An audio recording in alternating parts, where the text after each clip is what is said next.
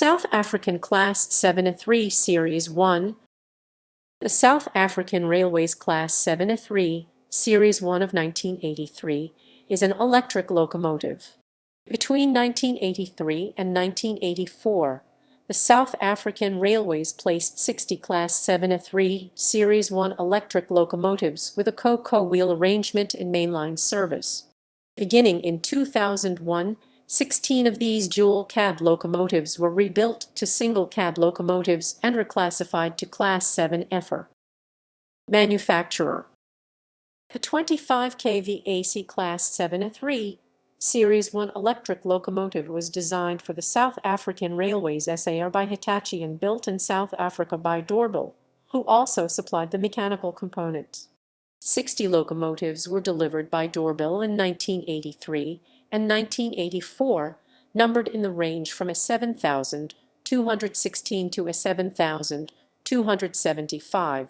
Like Union Carriage and Wagon UCW, Doorbell did not allocate builders' numbers to the locomotives it built for the SAR, but used the SAR unit numbers for their record-keeping. Features. Appearance. These dual-cab locomotives have a roof access ladder on one side only, just to the right of the cab access door. The roof access ladder end is marked as the number 1 end. Series 1 and Series 2 locomotives are visually indistinguishable from each other, but the two sides of both series are sufficiently different in appearance that a pair of them coupled at the same ends appears at first glance to be two different locomotive types. The roof access ladder side is smooth, while the other side has several large grills. Pantographs. The locomotive's pantograph placement is unusual in not being equidistant from the locomotive ends. The contact shoe center of the No. 1 end pantograph is 6,155 millimeters, 20 feet 2.3 inches from the longitudinal center of the locomotive, while that of the No. 2 end pantograph is 5,920 millimeters, 19 feet 5.1 inches from the longitudinal center. Brakes.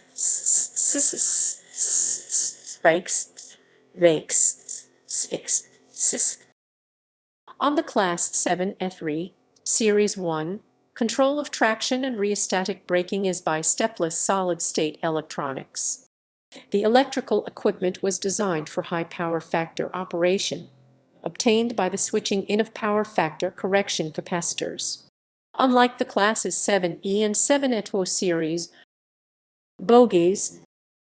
To reduce flange and rail wear, the bogies of the Class 7-3 have a shorter wheelbase than the Class 7E on 4,060 mm 13 feet 3.8 inches instead of 4,400 mm 14 feet 5.2 inches. Like the Class 7E on, the Class 7-3 was built with sophisticated traction linkages on the bogies.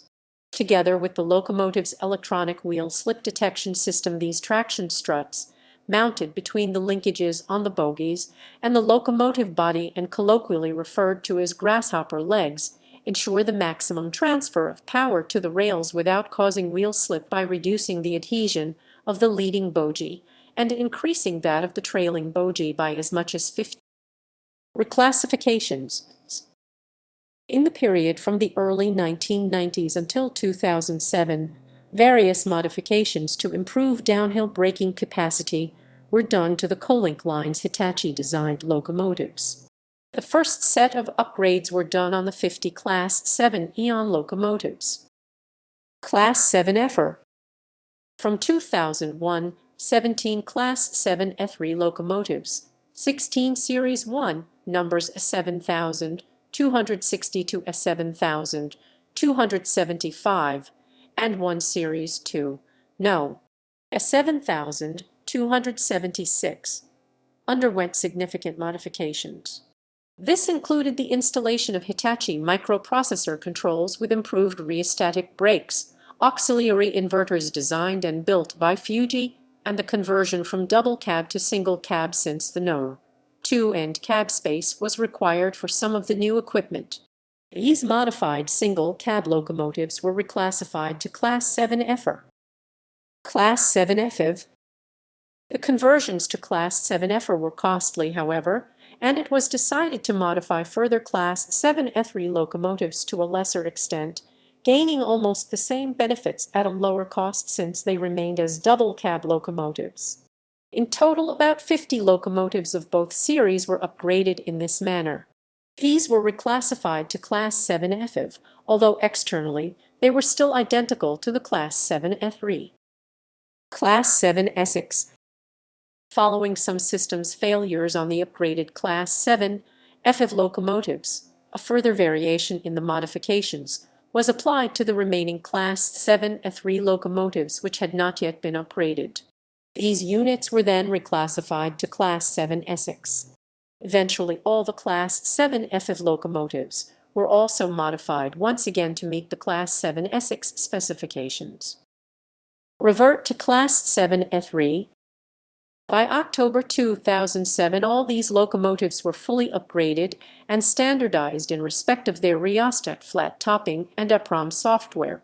Since, apart from the single-cab Class 7F conversions, they were once again all identical, those which had been reclassified to Classes 7F and 7 Essex reverted to their original Class 7F reclassifications.